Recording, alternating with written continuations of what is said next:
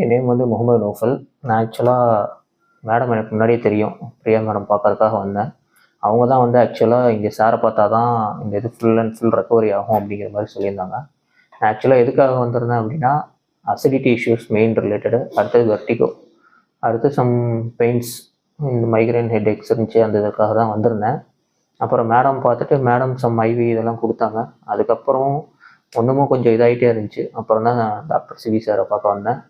So அந்த டைமில் வந்து சார்கிட்ட வந்து பார்க்கும்போது சார் கரெக்டாக சொல்லிட்டாரு, உங்களுக்கு வந்து அந்த ஸ்பைன் ரிலேட்டடில் அந்த ஃபுட் இதில் வந்து இம்பேலன்ஸ் இருக்குது அப்படின்னு சொல்லிட்டு. ஸோ அந்த இது அட்ஜஸ்ட்மெண்ட் பண்ணால் கரெக்டாகிடும் அப்படிங்கிறனால, ஸோ அது ரிலேட்டடாக லெஃப்ட் ஹேண்டில் ஃபுட் அட்ஜஸ்ட்மெண்ட் இது பண்ணிவிட்டு இது பண்ணது. ஃபர்ஸ்ட் இப்போ ஆல்மோஸ்ட் 3rd செஷன் ஓவர் ஆகிடுச்சு.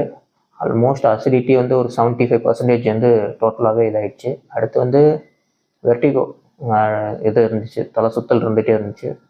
ஸோ அதுவுமே வந்துட்டு இப்போது மேக்ஸிமம் எல்லாமே ஃபுல் ஒரு 80 to 85% ஃபுல் அண்ட் ஃபுல் இதாகிடுச்சு.